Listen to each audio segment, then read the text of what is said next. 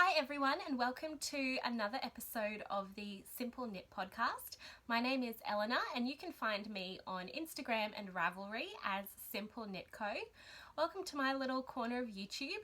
This is kind of a crafty show and tell style podcast where I show you all the things that I've been making recently, mostly knitting but sometimes some other fibre art as well. And so if this is your first time checking out the podcast, welcome. It is lovely to meet you. And a big hello and welcome back to all my returning viewers. It's lovely to see you again. I'm coming to you from Brisbane, Australia. It is Saturday morning. It's a little bit overcast, so because I use mostly natural light, this will kind of be going in and out a little bit, but that's fine. It's finally starting to cool down a little bit. It's probably in the early to mid 20s, which is cool for here.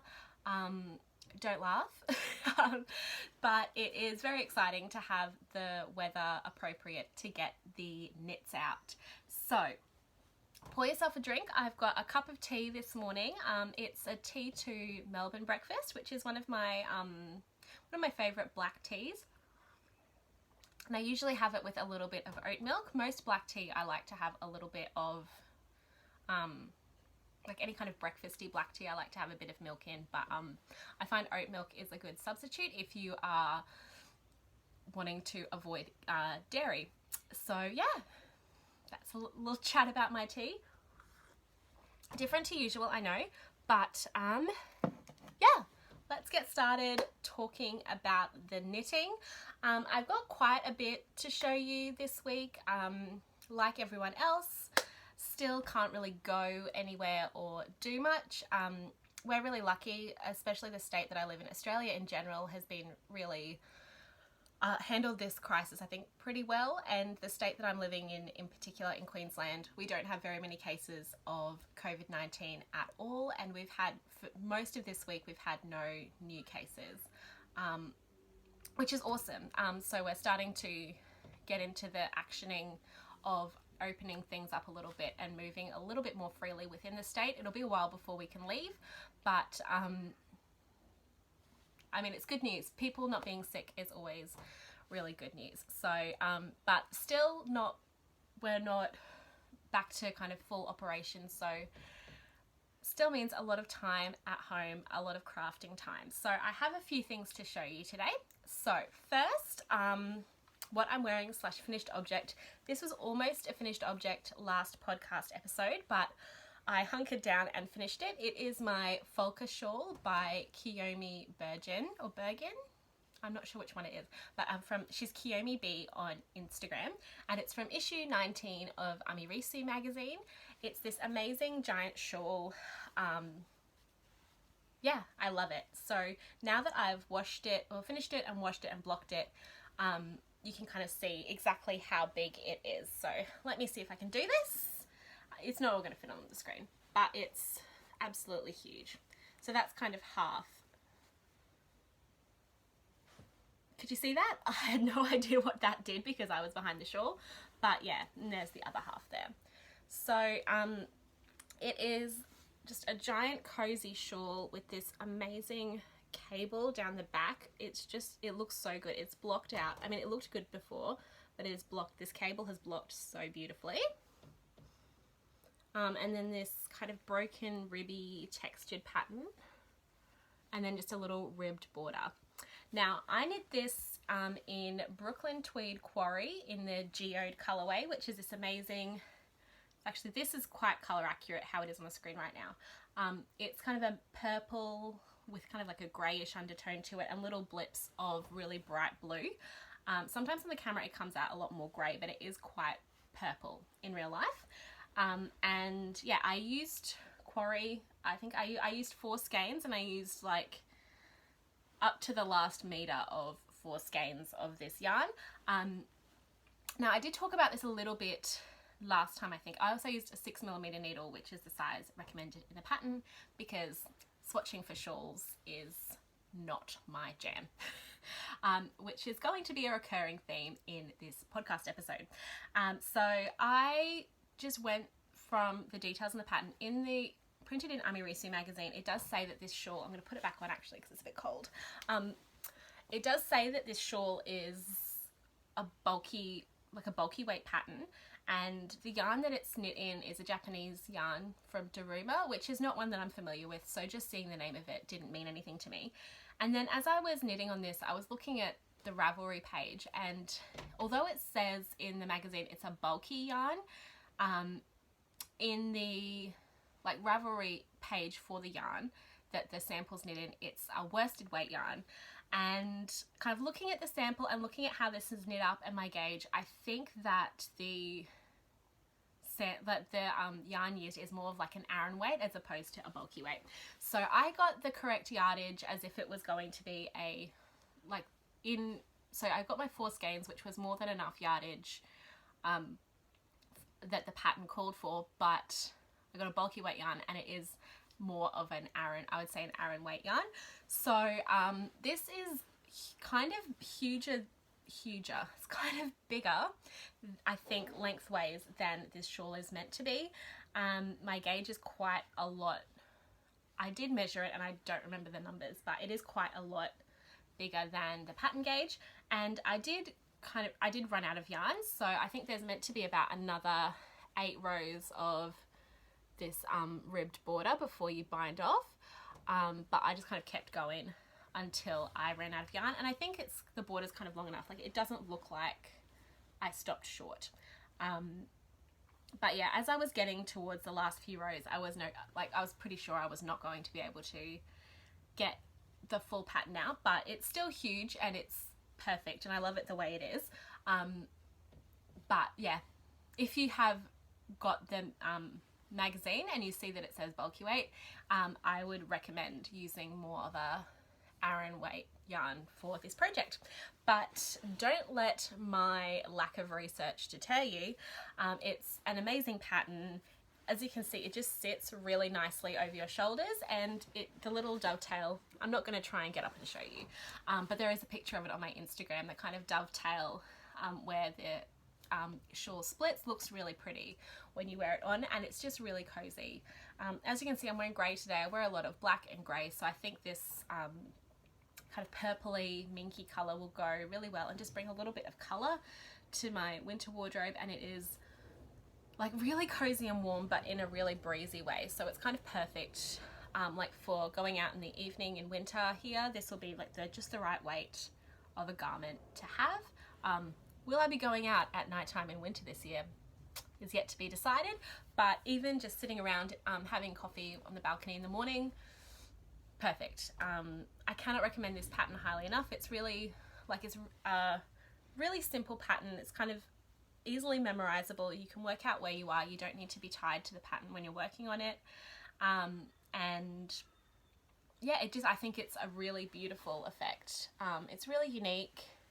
Like, I haven't seen very many kind of shruggy shawl things like this. I think it's a really unique piece, and it's just gorgeous. And like, I would recommend using quarry for it. Just get a little bit more yarn, because the way that quarry blocks, so when you make it, it's quite like squishy and like that kind of like spongy woolly texture, but then it blocks out to be this amazing drapey fabric.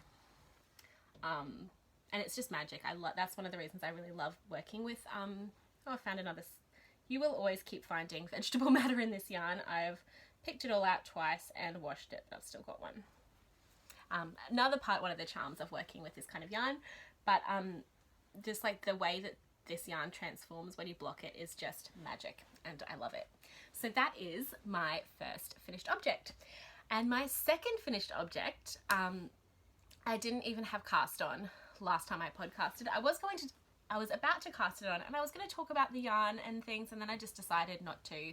I was kind of done with talking last time, so I didn't talk about it, and now I have another finished shawl.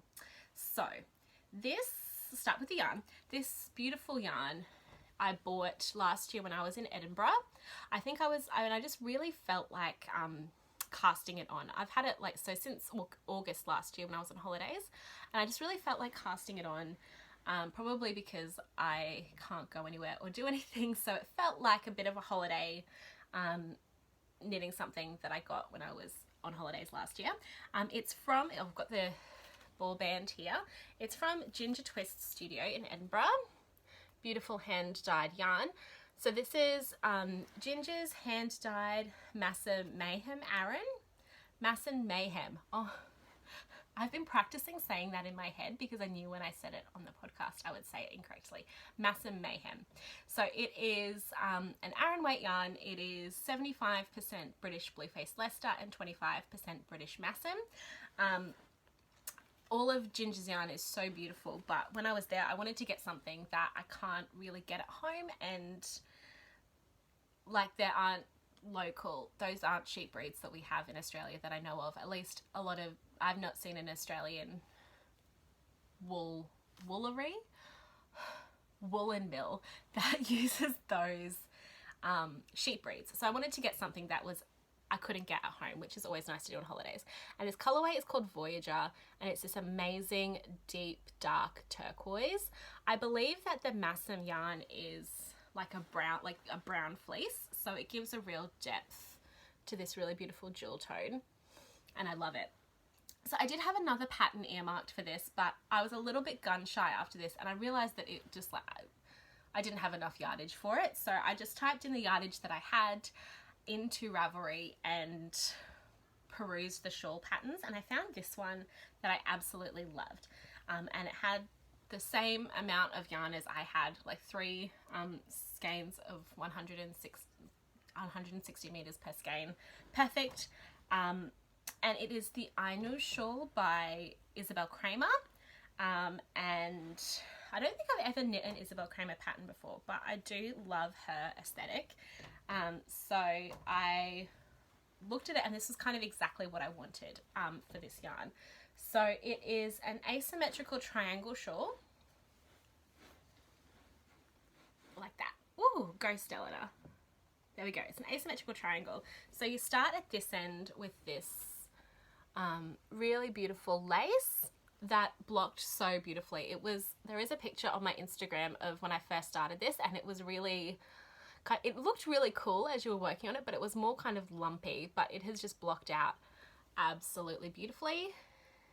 And then as you go, you keep doing that lace all the way down, and then you just add in this little garter stitch portion as well. So that is where you get this asymmetrical triangle. Now, I also knit this on 6mm needles, which was the needle size recommended in the pattern. I did not swatch because it's a shawl, and I was like, oh yeah, 3 skeins. Usually they include enough yardage for a swatch as well as a garment when they do it, blah blah blah. And when I was halfway through, there were quite a few Ravelry projects. I said, you know, I did one less pattern repeat because I looked like I was going to run out of yarn. And look, I could have done that. I got to kind of where the last pattern repeat was, and I looked at it and I thought, I don't know, I should just do the border now so I don't run out of yarn. But once again, this was really special yarn that I got on a trip, and I wanted to use like every gram, every meter of it. So I just kept going, and I believe I knit all of the pattern repeats, but I'm not 100% sure. Let me see, I think I've got my notebook just here. 1 second, because I can tell you exactly what I did. Got my project bag with my little notebook in it. Oh, very casual today. Yeah, no, I didn't do the final 6 rows of the pattern.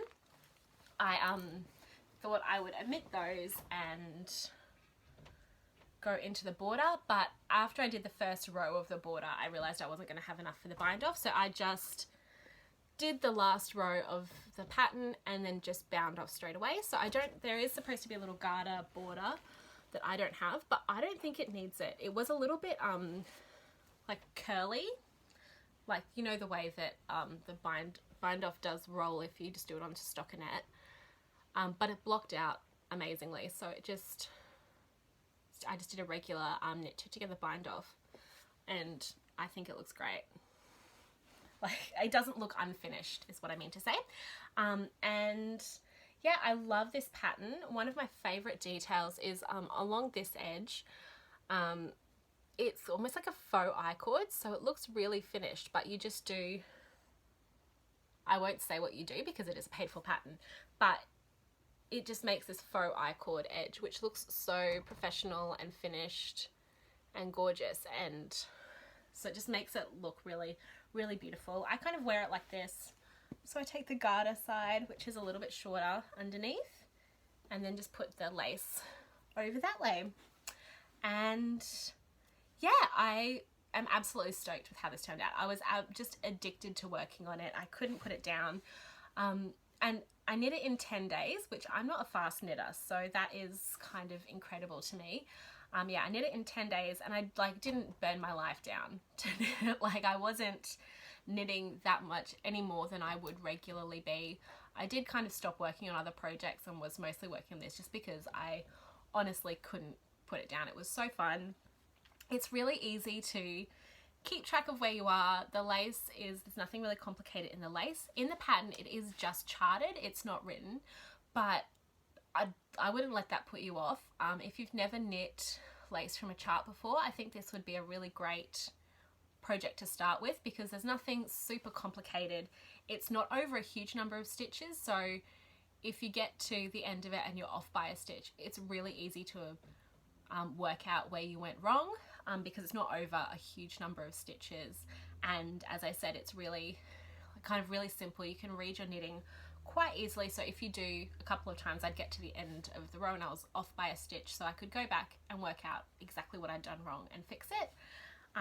But yeah, if you've never worked from a chart before, I really recommend this pattern. I think it would be a really great way to learn how to knit from charts because it's really easy than trying to read.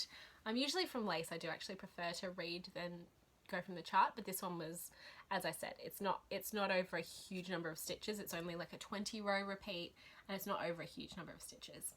So yeah, I cannot speak highly enough about this pattern. I would, not a big re-knitter, but I would 100% knit this again. I think it would look really cool in like a bright yellow. I don't know what's happened to me. I've kind of forgotten how to dress myself. That's one pandemic side effect that I didn't anticipate because mostly I'm just at home in activewear, and so like activewear and knits. When I actually go to leave the house or do something, I have worn some very creative outfits that I pre-pandemic Elina probably would not have left the house in. But yeah, I've just kind of completely forgotten how to dress myself and what I like. So now I feel like this in like a really bright yellow would be really pretty too. But I Know by Isabel Kramer, highly recommend. I would definitely knit another shawl pattern from her as well. I think it's really, construction was really easy. I could have finished it properly and probably would have had a little bit, if I would have done one less pattern repeat, could have done the border and had a bit of yarn left over, but I didn't want to have yarn left over. I think I had like 5 meters left after I bound off, which was perfect. It just feels really good to use up kind of as much of the yarn as possible, especially when it's something really special like this that you got like that's tied to a special memory. It's really nice to have it all just in one place. So that's kind of most of the knitting that I have been doing recently. I'll just show you my Shifty. The only other thing I've really worked on is my Shifty Pullover by Andrea Mowry. I talked about this a bit last week. So you can go back to my last podcast episode or look on my Ravelry project page for details. I'm knitting this out of Bendigo Woolen Mills Bloom. As I said, the Ravelry project has all the colorways. So since last time, I just finished the rib on the bottom and I started the first sleeve. I'm knitting it on these 9-inch circulars, no 12-inch circulars. So just a ChiaoGoo circular needle. I don't love like this kind of small circumference knitting. It's better than Magic Loop for a sleeve because it's not over many stitches, but yeah, it's just not as inspiring to work on, but it's looking really good. I'm really loving the way the colors are coming up on the sleeve. So last night I sat down in front of the TV. I was like, yeah, I'm gonna smash it out, do the whole sleeve in one evening. And no, I'm not like a smash it out kind of knitter. I'm way too much of a process knitter. So I will do like one pattern repeat and then I'll sit and just look at these colors for a while because it's so pretty. I'll look at my stitches. So I think every row takes me twice as long because I do the rows and then I spend the time I could have knit a whole row in just admiring my work. But can't change who I am. Never gonna just bash out a sleeve or something like that. That's just not how I work. But yeah, loving this. It's not quite cold enough to wear this yet, so hopefully by the time I finish it, which should be in the next couple of weeks, I'll finish it in perfect time to be able to wear it. As I said, I did talk about all the yarns and everything in last week's podcast episode, and they are all on my Ravelry project page. I try to keep as much information on my Ravelry project pages as possible. So if you are ever interested in anything that I've done or any of the patterns, just go to my Ravelry page and that should answer all your questions. So got two kind of more like subsections I'd like to talk about. Just working out which order. Let's do this one first. So one of the other reasons I've not knit a huge bunch is because I decided to try punch needle embroidery. I don't know why, I've always kind of loved the look of it, but I don't know what inspired me this week to order a kit, but I did. So I went on Etsy and I just typed in beginner punch needle kit shop from Australia. I always do that when I search for stuff on Etsy. I try to always order things from within the country if I can. And there was one place that sold beginner punch needle embroidery kits, like all included kits, on Etsy, and that was they're based in Melbourne. It's called Craft Folk. I think her name is Jules, and she had really lovely kits. They were, I think, pretty reasonably priced, and you got everything that you needed. So you got a square of monk's cloth, you got like 6 colors, 1, 2, 3, 4, yeah, 6 colors of bulky weight, like I think it's about she said it's about a 14 ply yarn. You got the bamboo display hoop as well as a plastic hoop to use. It's a bit of a tighter gripping plastic hoop to use when you're working, and you got the needle and a PDF booklet, like instructional booklet. So yeah, literally everything you needed to get started. I got the one that included it was a slightly cheaper one that included the plastic SKC punch needle punch. Oh, let's do a beauty blogger thing. I don't think that did anything. This one is, it's adjustable, so you can adjust how long the loops are. And yeah, so yesterday morning I did this. It's so fast. I guess because I'm a knitter, I'm used to projects taking forever, but this was, yeah, I did this in a couple of hours yesterday morning. So I read the booklet, and I also went on the Oxford Punch Needle YouTube channel. They have a really great instructional videos for what to do with punch needling. I'm the kind of person who likes to do a lot of research before I start something. I'm not like just go in and hope for the best. I will like read all the books, I will watch all the videos before I start something, because I like to kind of know what I'm doing. I'm not that kind of, more that, you know, read all the material before you start rather than just jump in and learn as you go kind of person. So I just, she has like a little series, Amy Oxford has like a little series where she makes, it's based on a beginner's pattern that she sells, and it like goes like through all the steps. And so I watched all of those videos, and then I designed a little pattern and punched myself. So this beginner kit doesn't come with a pattern. It just kind of comes with the materials and instructions. Sorry, that light is really bright. Is that better? No, I'll just be shiny. So yeah, the color, she does a few different colorway kits. This one was called either Sunrise or Sunset, and that kind of inspired me to do this. I should have trimmed this. That's inspired me to do this little design. So I tried all the different lengths of loops, and it's not perfect. It's a little bit ratty, but I kind of like that. And yeah, I'm not like a super artistic-y kind of person. Like, I'm not a design your own pattern person, but I just did this little like abstract landscape and just punched away. This is the back side, so that's the smooth side. And look, for a first go, it's not perfect, but I think I did pretty well for a first go. And I found it really, meditative, because it's just like, I think the way I felt doing this is the way people feel doing adult colouring in, because you're literally just colouring in the lines. There's no specific way you have to do it. You don't have to follow a particular shape or pattern. You've just got to fill it in. So yeah, it's very meditative. You just kind of watch and just look for where the gaps are and fill them in. And I found it really relaxing and a really nice way to spend a morning. So I definitely see more punch needling in my future. I had a big deep dive on Instagram last night and looked at a whole bunch of punch needle accounts and all really cool stuff that people do, and have a few little ideas of things I'd like to make. So I reckon I will order some of the Bendigo Woolen Mills 12 ply, because it's just so affordable. It's really nice wool and it's so affordable. So I think I might order some of that and do some more punch needling at some stage, because I found it really fun. And yeah, I think it's a really cool effect. Like I've thought about doing like free like weaving and those kind of slightly quicker fibre art things, but I've just never really taken to anything or I thought, oh, that looks like fun, but never to the extent that I actually went out and bought something. So that I actually went out and bought a punch needle kit, so clearly I was keen enough. And yeah, I'm really happy with that. I think it's really cute. So the last thing I have to talk about today, it might be a slightly longer episode today, is some upcoming cast-ons that I will be casting on.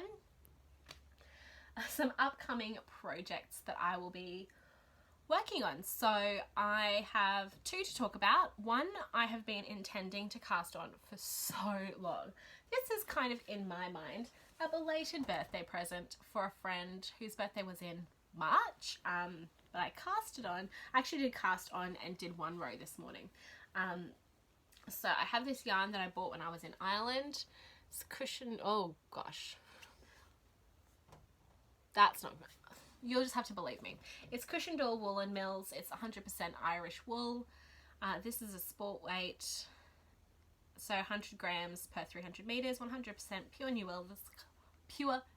wool. This colorway is called Autumn.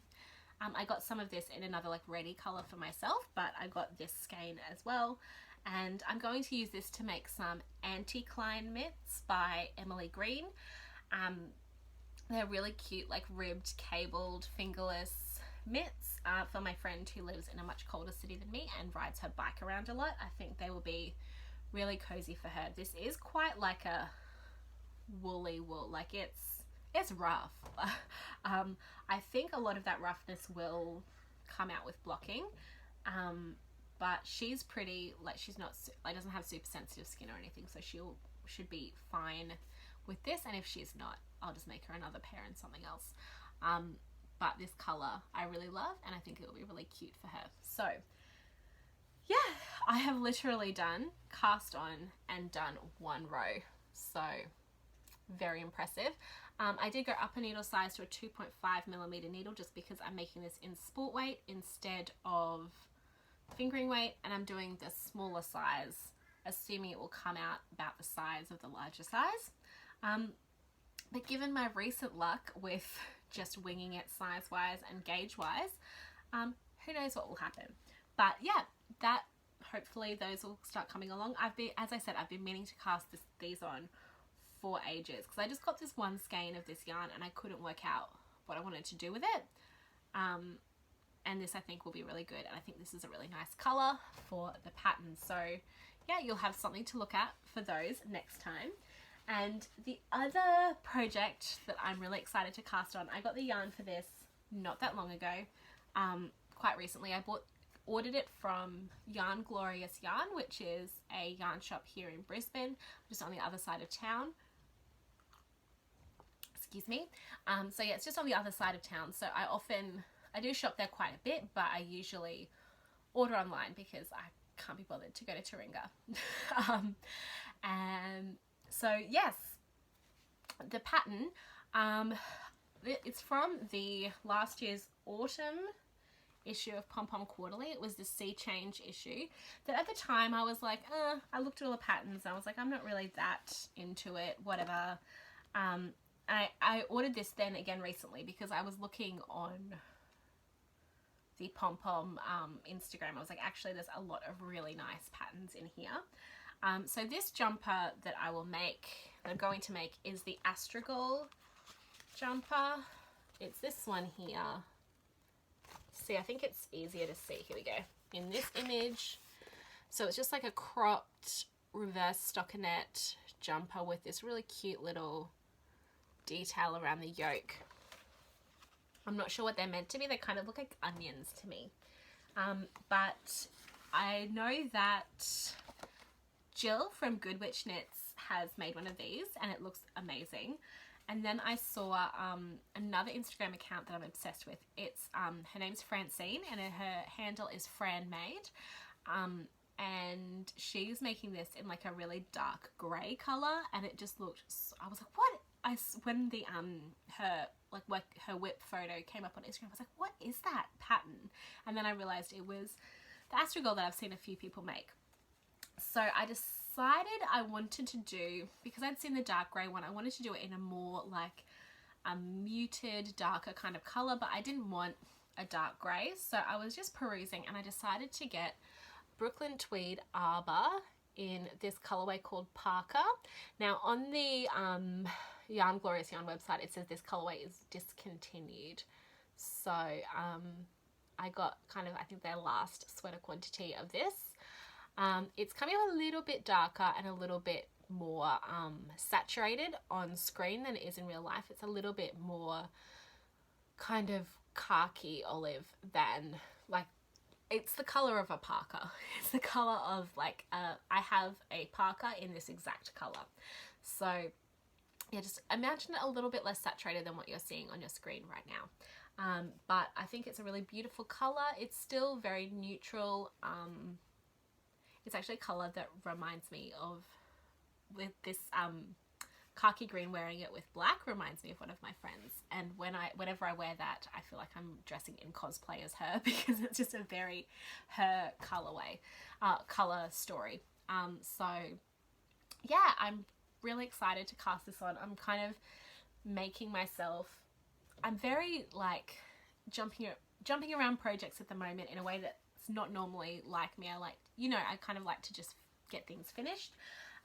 But I'm looking at the sleeve of my Shifty, which is so beautiful. But then I'm just looking at this yarn and just thinking I could cast on a yoke today as well. So we'll see.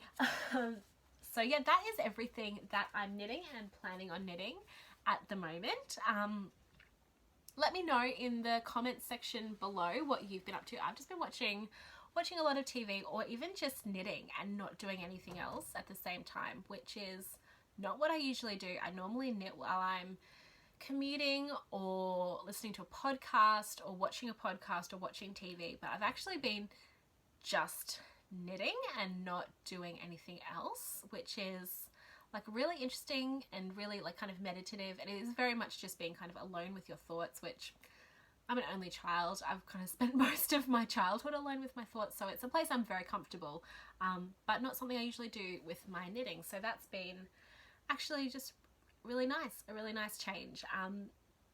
So yeah, let me know what you've been making. Have you done punch needle embroidery before?